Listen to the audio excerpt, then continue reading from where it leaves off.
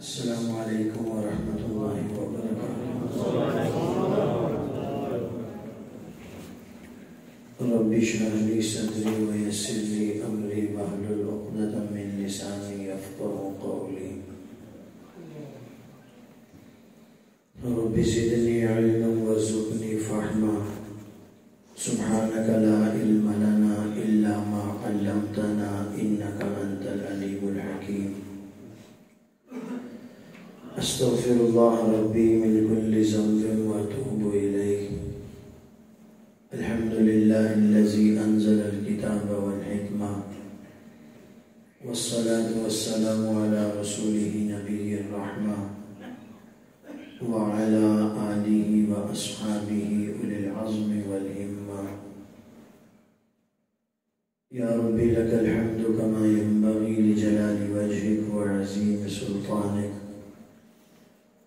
وأشهد أن لا إله إلا الله وحده لا شريك له، وأشهد أن سيدنا ومولانا محمدا عبده ورسوله،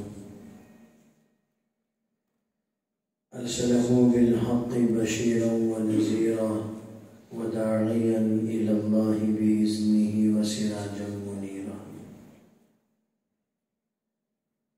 اللهم صل على سيدنا ومولانا محمد النبي الأمي وعلى آله وأصحابه وأهل بيته أجمعين إلى يوم الدين، أما بعد، فأعوذ بالله من الشيطان الرجيم، بسم الله الرحمن الرحيم۔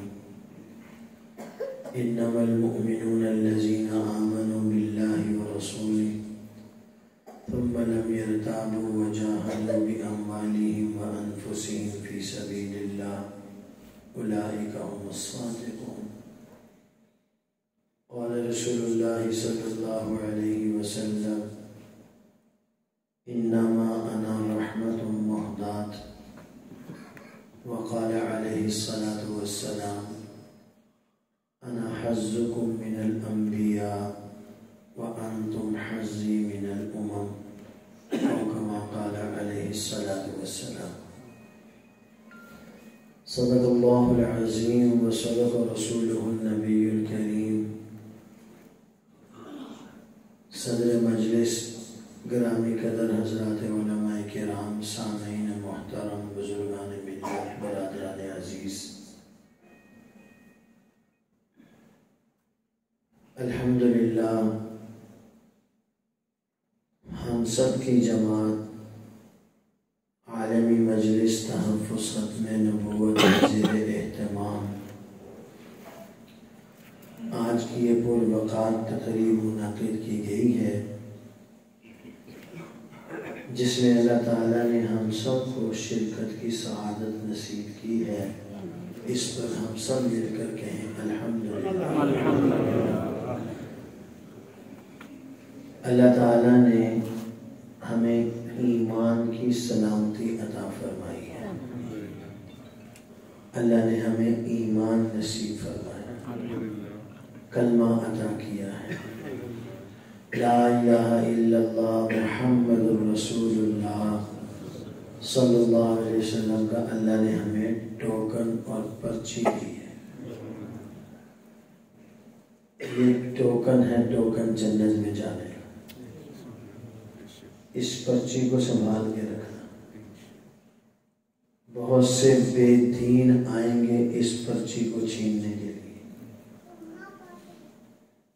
آپ کی جیب میں قیمتی چیز ہو تو لالچی، دھوکے باز، فریبی، فراڈیے، دجال قسم کے لوگ اس قیمتی چیز کو نکالنے کی کوشش کرتے ہیں۔ ایسے ہی ایمان کے ڈاکو، فریبی، فراڈیے اس لا الہ الا اللہ کے ٹوکن کو نکالنے کے درپے ہیں۔ ہم نے اس لا الہ الا اللہ محمد الرسول اللہ صلی اللہ علیہ وسلم کے ٹوکن کی حفاظت کرنی ہے۔ یہ ہے تحفظ ختم نبوت۔ بہت اونچا کام ہے، ہم میں سے کا کوئی آدمی اگر ایک فیکٹری لگاتا ہے تو وہ اپنی فیکٹری کے لیے چوکیدار رکھتا ہے. تو آپ نے دیکھا کسی جگہ چوکیدار اندھا ہو, بہرا ہو, چل نہ سکتا ہو؟ آپ اور میں اپنی دنیا کی فیکٹری کے لیے اندھا, بہرا, لولا لنگڑا چوکیدار نہیں رکھتے. اللہ پاک اپنے محبوب کی ختم نبوت کے تحفظ کے لیے ایسے ہی معمولی سے چوکیدار رکھ لے. بہت الگ بات ہے. تو جسے اللہ تحفظ ختم نبوت کی خدمت کے لیے قبول کرتے ہیں وہ اللہ کے کاغذوں میں پاس ہوتا ہے تو ختم نبوت کا کام ہے. اللہ اسے پاس کرتے ہیں تو اس کام میں لگاتے ہیں. اللہ تبارک و تعالیٰ خود سے انٹرویو لے لیتے ہیں جسمانی طور پر, عقلی طور پر, دل سے. ایک کنے پانی ہے سگا ٹھیکو ختم نبوت کام کرتا ہے یا نمود و نمائش واسطے کام کرتا ہے, نمبر بنانے واسطے کام کرتا ہے یا میرے واسطے کام کرتا ہے؟ کنز العمال میں ایک حدیث آتی ہے, اللہ کے نبی صلی اللہ علیہ وسلم فرماتے ہیں کہ اللہ پاک نے ایک باغ لگایا ہے, اس باغ میں مختلف قسم کے پھل پھول پودے لگائے ہیں. اس باغ کی آبیاری کرنے کے لیے اللہ نے مالیوں کی ایک ٹیم رکھی ہے. اگر باغ کے اندر لگے ہوئے پھل پھول پودے نخرے کریں تو اللہ مالی سے کہتا ہے اس پودے کو نکال دو, نیا پودا لگا دو. اور خدا نہ کرے مالی نخرے کرے تو اللہ مالی کو تبدیل کر دیتے ہیں. اللہ پاک اپنے گلشن کی آبیاری کے لیے, اس کی تر و تازگی کے لیے, خوبصورتی کے لیے نہ پھل پھول پودے کے محتاج ہیں نہ ہی اس کی رعنائیوں کو برقرار رکھنے کے لیے مالی کے محتاج. جب چاہیں پودا تبدیل کر دیں, جب چاہیں مالی تبدیل کر دیں. کیا خوش قسمتی ہے آپ اور میں, آپ کی اور میری. اللہ نے اس باغ کو چمکتا دمکتا رکھنے کے لیے آپ کو پھل اور پھول بنا دیا, انہیں مالی بنا دیا. سبحان اللہ, ماشاءاللہ. کیا خوش قسمتی ہے. آپ نے مانگا, میں نے مانگا, اس نے خود ہی دیا. اس نے ہمیں اس کام سے نواز دیا. بڑا اونچا کام. اللہ کے نبی کی عزت و آبرو کا پہرا, تاج ختم نبوت کی حفاظت, یہ معمولی کام نہیں ہے. تاریخ میں ایک بادشاہ کا نام آتا ہے عمر بن لیس. اس کا انتقال ہو گیا. بادشاہ کے دوستوں میں سے کسی نے اس کو خواب میں دیکھا تو اس نے بادشاہ سلام سے پوچھا اللہ تعالیٰ نے آپ کے ساتھ کیا معاملہ کیا؟ بادشاہ کہنے لگا اللہ تعالیٰ نے میرے ساتھ معاملہ کیا کیا, مجھے اللہ پاک پروردگار عالم کے سامنے پیش کیا, اللہ پاک نے مجھے معاف فرما دیا اور فرشتوں سے کہا کہ اس کو جنت میں لے جاؤ. وہ بڑا حیران ہوا, کہنے لگا کون سا عمل آپ کی بخشش کا ذریعہ بنا؟ بادشاہ کہنے لگا اعمال تو ابھی اللہ کے ہاں پیش ہی نہیں ہوئے تھے, اس سے پہلے ہی اللہ نے معاف فرما دیا. اور عجیب مزید حیرت ہوئی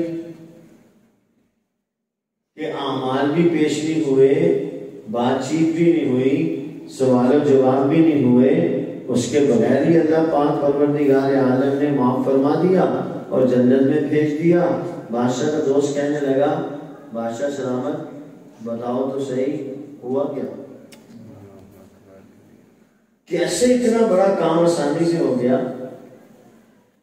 بادشاہ کہنے لگا ہوا یہ کہ میں اپنی زندگی میں پہاڑ کی چوٹی پر کھڑا تھا, سامنے چٹیل میدان میں میری فوج تھی. اچانک اس فوج کو دیکھ کر میرے دل میں ایک خواہش پیدا ہوئی. میں نے اس خواہش کا اظہار اللہ کے سامنے کر دیا.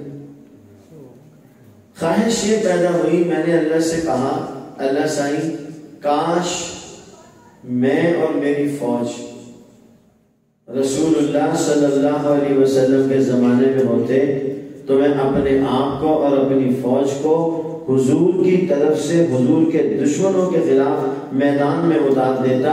میری یہ خواہش اللہ کو اتنی پسند آئی، اسی پر اللہ نے مجھے معاف فرمایا. سبحان اللہ. یہ صرف خواہش، ارادہ. تو جو بندہ عملاً اللہ کے نبی کی خدمت کا کام کرے گا تو اللہ پاک اسے کیسے سرفراز نہیں فرمائے. بے شک. میرے محترم دوستو، یہ بڑا اونچا کام ہے، معمولی کام نہیں ہے. آپ نے حضرت عمر فاروق رضی اللہ تعالیٰ کا نام سنا؟ جانتے؟ نام سنا ہے نا؟ حضرت عمر فاروق رضی اللہ تعالیٰ عنہ نے جناب سیدنا ابو بکر صدیق رضی اللہ تعالیٰ عنہ سے ایک درخواست کی. حضرت عمر فاروق فرمانے لگے ابو بکر صدیق رضی اللہ تعالیٰ عنہ سے کہ آپ اور میں ایک سودا کرتے ہیں. ماشاءاللہ. میں اور آپ ایک سودا کرتے ہیں. اچھا جی بتائیے کیا سودا کرنا ہے؟ حضرت عمر فاروق فرمانے لگے حضرت ابو بکر صدیق رضی اللہ تعالیٰ عنہ سے کہ آپ میری زندگی کی ساری نیکیاں دے دیں. توجہ کیجیے گا، ذات پیغمبر کی حفاظت کے کام کا معیار سمجھیے گا. میں نہیں کہہ رہا، مولانا نہیں فرما رہے، مولانا عمر فاروق صاحب نہیں فرما رہے، خواجہ عزیز احمد صاحب نہیں فرما رہے. جناب سیدنا عمر فاروق رضی اللہ تعالیٰ عنہ فرما رہے ہیں جن سے متعلق عائشہ صدیقہ رضی اللہ تعالیٰ عنہ نے اللہ کے نبی سے سوال کیا حضور ارشاد فرمائیے آسمان کے ستاروں سے زیادہ بھی کسی کی نیکیاں ہیں؟ تو ان کے ذہن میں تو یہ تھا کہ میرے ابو جی کا نام آئے گا، میرے بابا جانی کا نام آئے گا، جناب سیدنا صدیق اکبر رضی اللہ تعالیٰ کا نام آئے گا. تو انہوں نے سوال اس جواب کے لیے کیا تھا. تو حضور نے فرمایا ہاں ہیں. تو انہوں نے فرمایا وہ کون ہے جن کی اس آسمان کے ستاروں سے بھی زیادہ نیکیاں ہیں؟ تو حضرت صلی اللہ علیہ وسلم نے فرمایا وہ عمر ہے، عمر جس کی نیکیاں آسمان کے ستاروں سے بھی زیادہ ہیں. سبحان اللہ. یہ جناب سیدنا عمر فاروق رضی اللہ تعالیٰ عنہ حضرت ابو بکر صدیق رضی اللہ تعالیٰ عنہ سے فرما رہے ہیں آپ میری زندگی کی ساری نیکیاں لے لیں، اپنی زندگی کا ایک دن اور ایک رات مجھے دیں. سبحان اللہ. ساری زندگی ایک دن اور ایک رات. عمر فاروق کی نیکیاں آسمان کے ستاروں سے زیادہ نیکیاں. ان کی ایک نماز ہم سب مسلمانوں کی نماز پر بھاری ہے. ایک نماز، ایک روزہ ہم سب مسلمانوں کے ساری زندگی کے روزوں پر بھاری ہے. ایک کھجور کا صدقہ ہم سب مسلمانوں کے ساری زندگی کے صدقات پر بھاری ہے.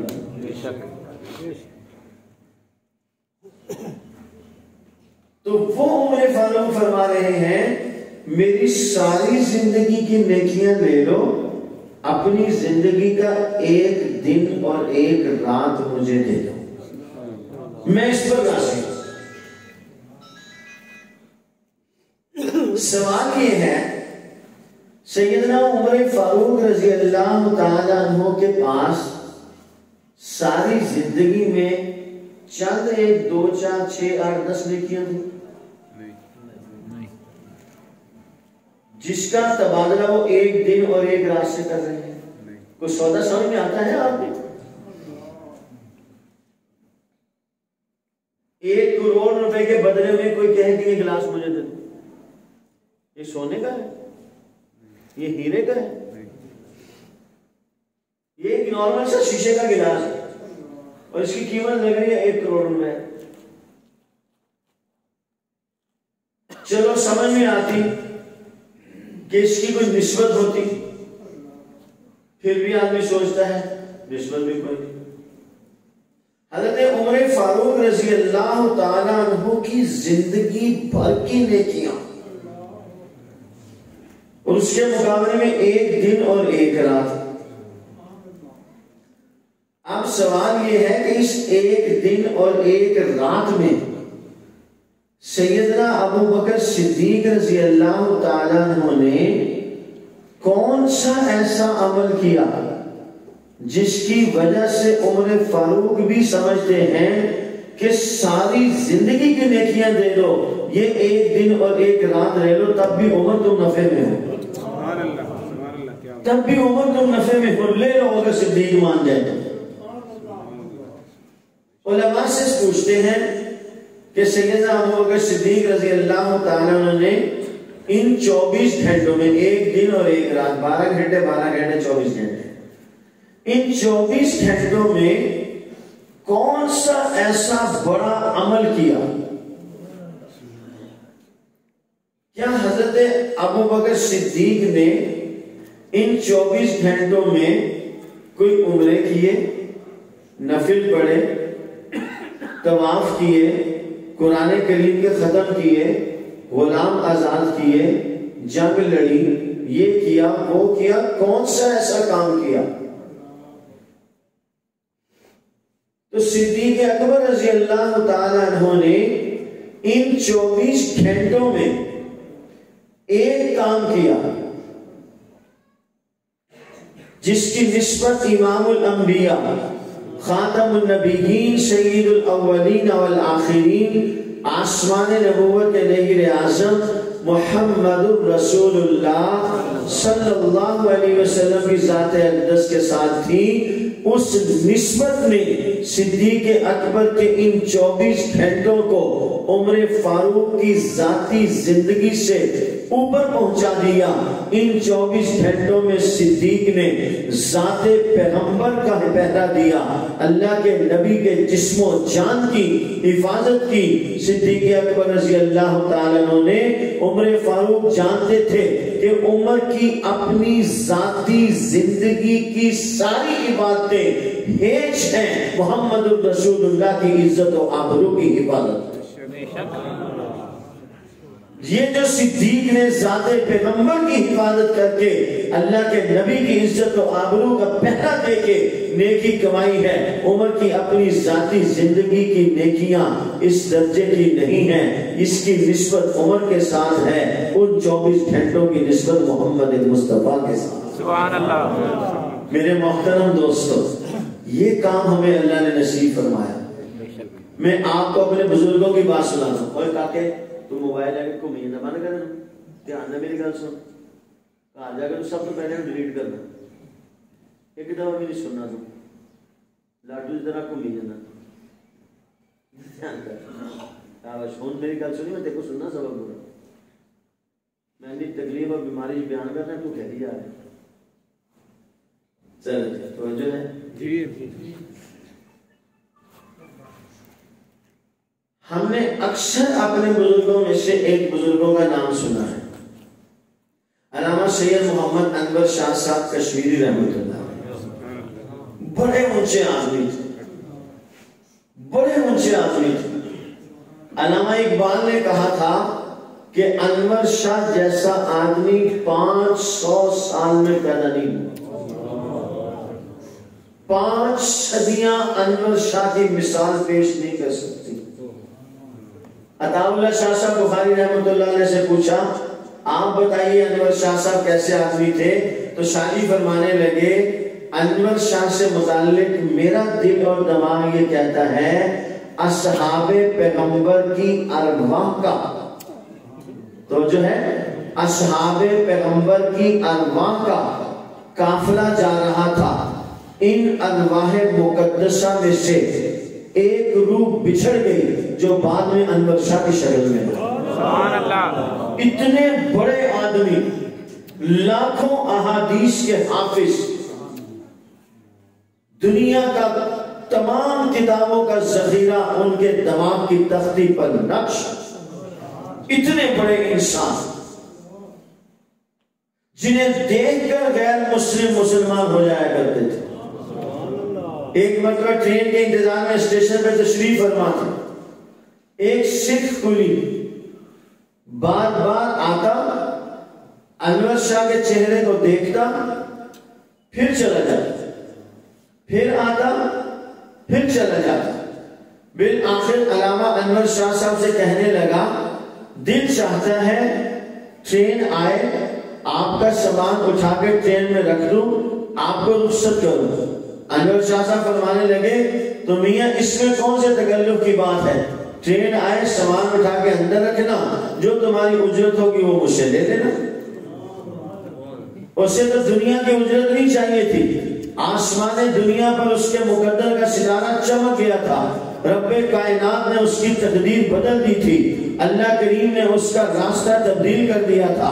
پہلے راستے کا اختتام جہنم پر تھا، نئے راستے کا اختتام جنت پر ہے. پہلا راستہ شیطان کا تھا، دوسرا راستہ رحمان کا ہے. پہلا راستہ نبی کے دشمنوں کا تھا، دوسرا راستہ نیا راستہ نبی کے دوستوں کا راستہ ہے، نبی کے چاہنے والوں کا راستہ ہے، نبی کے ماننے والوں کا راستہ ہے. وہ خوش ہوا، ٹھیک ہے ٹرین آئے گی، سامان اٹھاؤں گا، ٹرین میں رکھ دوں گا. چنانچہ ٹرین آئی، سامان لیا، ٹرین میں رکھا. علامہ انور شاہ صاحب سیٹ پر بیٹھے، ہاتھ بڑھائے یوں آگے کر کے، کہنے لگا کلمہ پڑھائیے، مسلمان کیجئے. علامہ انور شاہ کشمیری حیرت سے دیکھ رہے ہیں. کلمہ پڑھایا، مسلمان کیا. یہ ٹرین سے نیچے اترا، ٹرین چلی. اسٹیشن پر موجود دیگر کلیوں نے اسے گھیر لیا.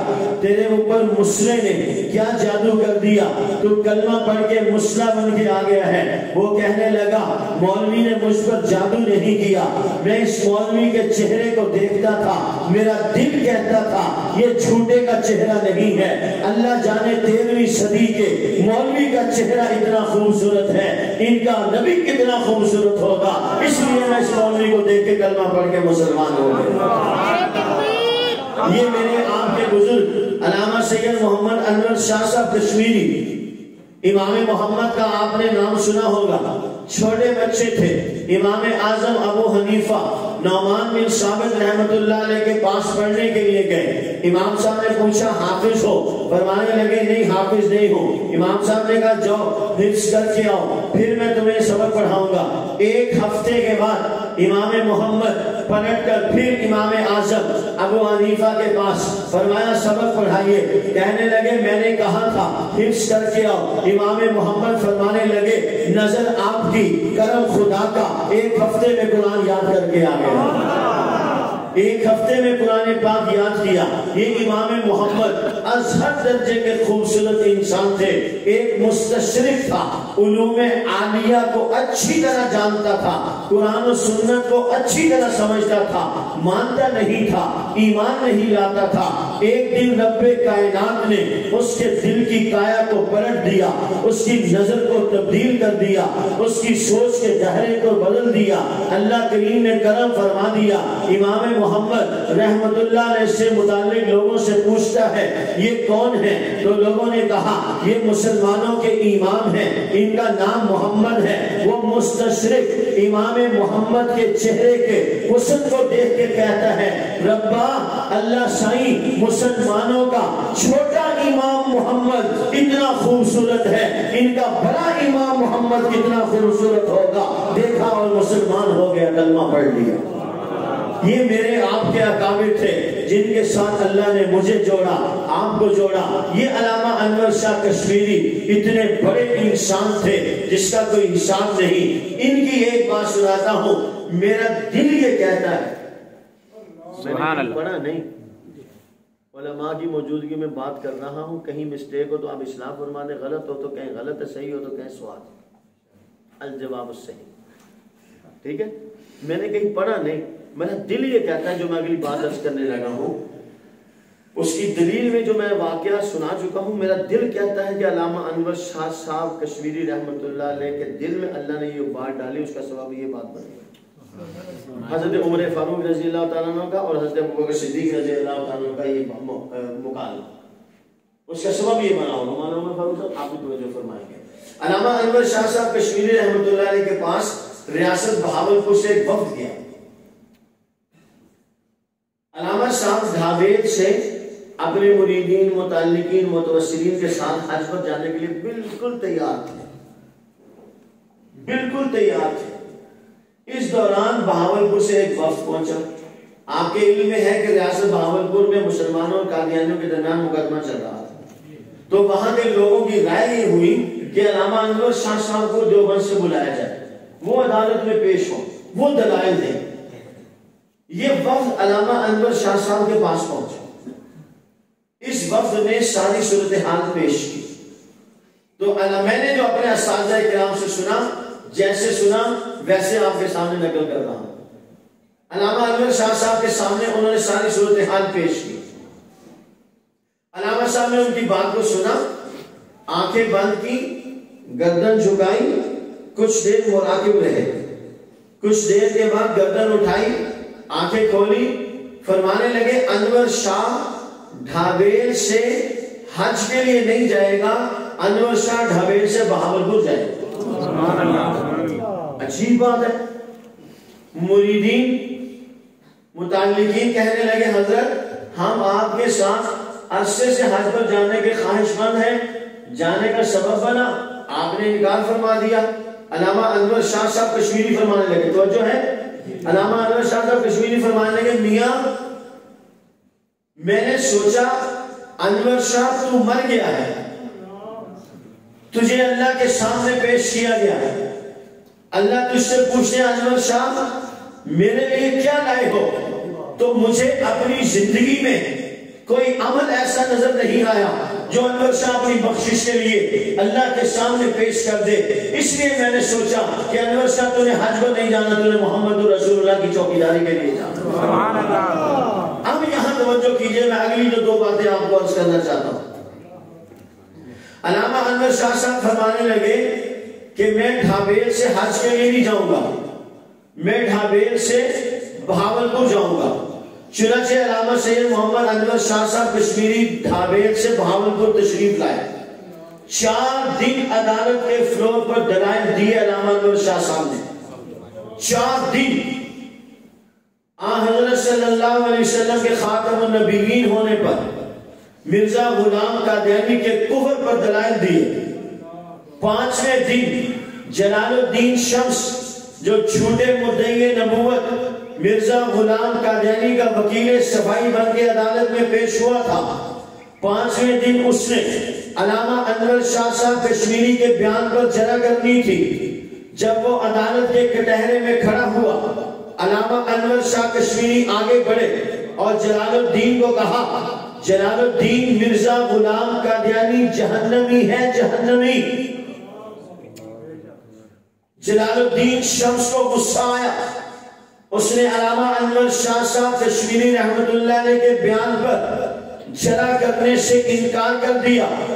علامہ صاحب آگے بڑھے، جلال الدین کے کندھے پہ ہاتھ رکھا، جلال الدین شمس سے کہا جلال الدین اگر تو انور شاہ کی بات کو دلائل کے زور پر نہیں مانتا تو یہی عدالت کے کٹہرے میں آنکھیں بند کر میں تجھے یہی کھڑے کھڑے مرزا غلام قادیانی کو جہنم میں جلتا ہوا دکھا دوں گا۔ یہ بات علامہ انور شاہ کشمیری نے کہی، جلال الدین پر سخت طاری ہو گیا، عدالت برخاست ہوئی، مسلمان بھی عدالت سے نکلے، قادیانی بھی عدالت سے نکلے۔ علامہ سید محمد انور شاہ کشمیری رحمت اللہ علیہ کو مسلمانوں کے جمع رفیق نے گھیر رکھا تھا۔ ایک عالم دین جو علامہ صاحب کے شاگرد تھے آگے بڑھے استاد سے کہنے لگے استاد جی آپ نے عدالت کے فلور پر اتنی بڑی بات کہہ دی کہ میں یہی عدالت کے اندر کھڑے کھڑے تجھے مرزا غلام قادیانی کو جہنم میں جلتا ہوا دکھا دوں گا۔ استاد جی اگر جلال الدین شمس آپ سے مطالبہ کر لیتا تو پھر اگر جلال الدین کہہ دیتا ٹھیک ہے دودھ کا دودھ پانی کا پانی فانی ہو جائے گا، آپ مجھے مرزا قادیانی کو جہنم میں جلتا ہوا دکھا دے تو پھر علامہ انور شاہ کشمیری اپنے اس شاگرد کے سامنے، اس مسلمانوں کے جمع رفیق کے سامنے جھوم کے کہنے لگے، ارے پگلے تم سمجھ رہے تھے عدالت کے اندر انور شاہ بول رہا تھا، انور شاہ نہیں، محمد رسول اللہ کی ختم نبوت کا وکیل بول رہا تھا، مجھے رب کی رحمت پر اتنا ناز تھا، جلال الدین کے مطالبہ کرنے کی دیر تھی، مطالبہ پورا ہونے میں دیر نہ لگی۔ یہ علامہ انور شاہ کشمیری۔ اچھا میں آپ کو ایک بات یہاں سمجھا دوں، ہو سکتا ہے کسی کو یہ بات ہضم نہ ہوئی ہو، سمجھ گئے؟ ہو سکتا ہے کسی کو یہ بات ہضم نہ ہوئی ہو، مولوی صاحب چھڈو صحیح پر اتنی نہ چھڈو کہ کسی کو لپیٹیے ہی نہ جان۔ مولوی صاحب اللہ کا واسطہ دادو دے گھر سے بیٹھ کے کٹ چھڈو، مولانا ہو سکتا ہے کسی بھائی کو ہضم نہ ہوئی ہو، اس کا ہاضمہ کمزور ہو یا اس کا ظرف ہی اتنا ہو۔ ساڈا ہاضمہ بھی مضبوط ہے، ساڈا ظرف بھی وسیع ہے، الحمدللہ۔ ہاں جی، ہو سکتا ہے کسی بھائی کو یہ بات ہضم نہ ہوئی ہو، تو میں اس بات کو بڑی عام سی سادہ سی مثال سے سمجھا دیتا ہوں۔ مثال کے طور پہ ایک آدمی ہے بڑا فیمس، میں اپنی پسند کا نام لوں گا، ممکن ہے آپ میں سے کسی کو وہ نام پسند نہ ہو، تو تمہیں اس نام سے تکلیف ہوگی، میں تمہیں تکلیف نہیں دینا چاہتا، ممکن ہے وہ آدمی آپ کو پسند نہ ہو، لیکن مجھے ایک آدمی سے محبت ہے، میں اس آدمی سے ملاقات کا اشتیاق رکھتا ہوں، میری بڑی قلبی خواہش ہے کہ یار کم از کم ایک دفعہ سلام ہی لے لو، کم از کم ایک سیلفی ہی بنا لو۔ اللہ ہمیں معاف فرمائے، سیلفی بنانے کے بعد ہم ایک دوسرے کو کہتے ہیں جزاک اللہ، استغفر اللہ، استغفر انا للہ و انا الیہ راجعون۔ مولانا اگر آپ ناراض نہ ہو تو ایک سیلفی ہو جائے۔ وہ میری ناراضگی نو مار گولی اللہ رسول ناراض ہو رہے ہیں، میری ناراضگی نہ تو پتہ تنقید ہونا، میرے ناراض ہونے سے کیا ہوگا؟ آپ ناراض ہو تو ایک سیلفی ہو جائے۔ میں نے کہا بھائی اس پر تو اللہ رسول ناراض ہوتے ہیں، ان تیری مرضی ہے، تو جو کرنا کر لا۔ ممکن ہے آپ کو اس نام سے چڑ ہو، میں اپنی بات کرتا ہوں، مجھے ایک آدمی سے ملنے کا اشتیاق ہے، میں چاہتا ہوں کہ اس سے میری ملاقات ہو جائے، اس سے میں ایک دفعہ سلام لے۔ چلو آپ اپنی پسند کا کوئی ایک نام بتا دو، چلو جی لے لو مولانا فضل الرحمان صاحب کا نام، کسی کے درد نہیں ہوئے گا؟ ہاں جی، کسی کے پیٹ میں درد تو نہیں ہوگا؟ اب ویسے میں اپنی بات کر رہا ہوں، اپنی بات کر، اگر کسی کے پیٹ میں درد ہو تو مجھے سے کوئی فرق نہیں پڑتا، مجھے سے کوئی فرق نہیں پڑتا الحمدللہ۔ ہاں جی، ہم تو مولانا کو اپنی آنکھوں میں سننے کی جگہ بسا کے رکھتے ہیں۔ سبحان اللہ، نعرہ تکبیر، قائد جمعیت مولانا فضل الرحمان۔ اچھا چلو، خواجہ خان محمد صاحب کا نام سنا؟ دیکھا تھا؟ جنہوں نے دیکھا انہوں نے دیکھا تھا، چلو ہم ان کا نام لے لیں، اس نام پہ تو کسی کو تکلیف نہیں۔ رولا ہے کئی رولے نا جی، اصل حکیم کی دکان دے ہوتے کشتہ بھی ہوتا زہر بھی ہوتا، ساڈا حال بھی یہی ہے۔ میں آپ کو بات سمجھانے لگا ہوں کہ استاد جی آپ نے اتنی بڑی بات کہہ دی، اتنی بڑی بات کہہ دی، میں یہی تجھے جہنم میں جلتا دکھا دیتا ہوں مرزا قادیانی کو۔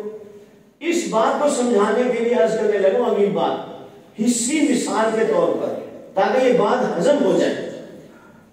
مجھے شوق ہے، اشتیاق ہے، قلبی طلب ہے کہ میری ملاقات ہو جائے کسی بھی ذریعے سے مولانا فضل الرحمان صاحب کے ساتھ۔ مجھے پتا چلا ایک آدمی کا، مثال کے طور پہ ہم نام لے لیتے ہیں لالا جی عزیز احمد صاحب کا، کہ لالا جی عزیز احمد صاحب کا بڑا تعلق ہے مولانا فضل الرحمان صاحب سے۔ تو میں نے جا کے اپنے دل کی خواہش اور دل کی چاہت اور دل کا اشتیاق ان کے سامنے رکھا۔ میں کیا چاہتا تھا کہ میرا سلام ہی ہو جائے مولانا کے ساتھ، آگے سے میں نے جا کے ان کو یہ کہا کہ میں یہ چاہتا ہوں میرا سلام ہی ہو جائے، تو وہ مجھے کہتے ہیں اللہ دس یار سلام دی کیڑی گل ہے، تیری جفی پوا دیں گے. سبحان اللہ ماشاءاللہ. سلام کی چیز ہے. تو ایک دن یہ دو جفیاں والے دل میں نہ لگے جاؤں گے تو جتنا مرضی کوٹ کے جفی پا لیں. تو یہ ہے ناز اور تعلق کی بات. جس کا تعلق جس سے جتنا مضبوط ہوتا ہے اتنے ناز سے بات کرتا ہے. انور شاہ کا تعلق اللہ رسول سے اتنا مضبوط تھا وہ اپنے ایمان اور تعلق کی بنیاد پر کہتے تھے کہ میں یہی جہنم میں سے قادری کو چلتا ہوں. ایمان اور تعلق کی بات، جس کو محبت کی بات، جس کو جس سے جتنا تعلق ہوتا ہے وہ اس کے ساتھ اتنے ہی ناز کی بات کرتا ہے. جیسے لالا جی نے کہا جب سلام نو چھڑ جب بھی پہنچ گے تیری بات میں کوئی گل ہے سمجھ میں آگے بات. اللہ کرے اب ختم ہو گئی ہو. چلو جی یہاں دو باتیں اور سنانی ہے. مولانا خالد صاحب آگے ہیں. علامہ انور شاہ صاحب کشمیری رحمت اللہ علیہ دھابیر سے حج پر نہیں گئے، بہاولپور آئے. کیوں؟ دو وجہ علامہ صاحب نے خود بیان کی، دو وجہ علامہ صاحب نے خود بتلائی کہ میں اعمال حج سے فارغ ہو کر روزہ طہر پر جاؤں، سلام کروں. توجہ کرنا، سلام کروں. آگے سے اللہ کے حبیب مجھے کہیں انور شاہ تیری ضرورت تو بہاولپور تھی، تو یہاں کیا کرنے آیا؟ تیری ضرورت تو بہاولپور تھی، تو یہاں کیا کرنے آیا ہے؟ اب میں اس کو تفصیل سے عرض کروں تو بات لمبی ہو جائے گی. مثال کے طور پہ خدا نہ خواستہ کسی کے چوٹ لگ جائے، اس چوٹ لگنے کی ضرورت کیا ہے؟ ضرورت یہ ہے کہ جلدی جلدی خون صاف کیا جائے، پٹی کی جائے. حضرت صاحب گھر گئے، اتنا بڑا گرم دودھ کا گلاس بھینس کا گائے کا اٹھا کے لے آئے، 1 درجن کیلے 2 کلو سیب اٹھا کے لے آئے. دودھ پینا حرام؟ کیلے کھانے حرام؟ سیب کھانے حرام تو نہیں، لیکن اس وقت ضرورت کیا ہے؟ پٹی، مرہم پٹی. پہلے مرہم پٹی کرو، پھر دودھ پر گرم پڑاؤ، پھر گولیاں دی. حج کون سی چھوٹی عبادت تھی؟ اللہ کے نبی کہیں انور شاہ تیری ضرورت تو وہاں تھی، تو یہاں کیا کرنے آیا؟ احمد صاحب فرماتے ہیں میرے پاس اس کا جواب نہیں ہے، اس لیے میں نے حج کے سفر کو چھوڑ دیا، حضور کی چوکیداری کے لیے. سبحان اللہ. اگلا جملہ انتہا کر دی خدا کی قسم. علامہ انور شاہ صاحب نے میرے دل کی تختی پر نقش ہے کاش کے مرتے دم تک زندگی کے آخری سانس تک یہ ایسے ہی نقش رہے. علامہ صاحب فرماتے ہیں میں حج سے فارغ ہو کر روزہ اطہر پر جاؤں، اللہ کے نبی کو سلام کروں، وہ میرے سلام کے بعد مجھ سے کہے انور شاہ، توجہ ہے کمال کر دیا. وہ کہے انور شاہ حج پر آنا تیری خواہش تھی، حج پر آنا تیری خواہش تھی، بہاولپور جانا میری ضرورت تھی. تو نے میری ضرورت پر اپنی خواہش کو ترجیح دی، تو نے میری ضرورت پر اپنی خواہش کو ترجیح دی. میں حضور کے اس سوال کا جواب نہیں دے سکتا، اس لیے میں نے فیصلہ کیا ہے کہ میں نے جناب بہاولپور جانا ہے، میں نے حج پر نہیں جانا. حج کوئی معمولی عبادت نہیں، بے شک 1,00,000 نماز کا ثواب ملتا ہے، ایک نماز پڑھنے کا بیت اللہ شریف میں، 1,00,000 نماز کا. میں تو تسی ایک ہفتہ پڑھ کے آجے بول کے تو سنو پڑھنے لوڑ ہی نہیں. تو جنہیں تبلیغ چ پڑھنی ہوں تو ویسے 49 کروڑ نماز کا ثواب نہیں، وہ تو بخشا ہے، وہ تو بہشتی دروازے تو گھوم کے آ گیا. سمجھ میں آ رہی ہے بات؟ 1,00,000 نماز کا ثواب، بیت اللہ کی زیارت کا ثواب، حرم میں اعتکاف کا ثواب، طواف کا ثواب. اوتھے اور کچھ نہ کرو، زمزم ہی پی جاؤ، وہ بھی ثواب. زمزم پی جاؤ ثواب، کھجوریں کھائی جاؤ ثواب، حاجیوں کو پیار سے دیکھی جاؤ ثواب، خدمت کرنے والوں کو محبت سے دیکھو ثواب. کوئی نیکیاں ہیں، انبار ہیں نیکیوں کے. ان تمام نیکیوں کو قربان کیا ہے انور شاہ کشمیری نے محمد رسول اللہ کی عزت و آبرو کے پہرے پر، جس طرح عمر فاروق نے قربان کیا ہے تمام نیکیوں پر سیدنا ابوبکر صدیق رضی اللہ تعالیٰ عنہ کے 24 گھنٹوں. سبحان اللہ. بڑا اونچا کام اللہ نے ہمیں دیا ہے. خوش نصیب اور سعادت مند لوگوں کو اللہ تعالیٰ تحفظ ختم نبوت کی خدمت نصیب فرماتے ہیں۔ ہم میں سے جو خوش نصیب بننا چاہے، سعادت مند بننا چاہے، خواجہ خان محمد صاحب فرمایا کرتے تھے جو بندہ یہ چاہے کہ دنیا میں اللہ کی رحمت اس کی طرف متوجہ ہو، آخر دن اس کو محمد رسول اللہ کی شفاعت نصیب ہو، اسے چاہیے کہ وہ تحفظ ختم نبوت کا کام کرے۔ کیا خیال ہے آپ اپنی جماعت عالمی مجلس تحفظ ختم نبوت کے پلیٹ فارم سے ختم نبوت کا کام کریں گے؟ انشاءاللہ اللہ ہم سب کو توفیق عمل نصیب فرمائے۔ آپ بھی میری جماعت عالمی مجلس تحفظ ختم نبوت مختصر ترین ایجنڈا ہے۔ میں آپ کی جماعت عالمی مجلس تحفظ ختم نبوت کے وسیع ترین کام کا خلاصہ نکالنے لگا ہوں 2 جملوں میں۔ انشاءاللہ آپ بزرگ سنیں گے، دعا دیں گے۔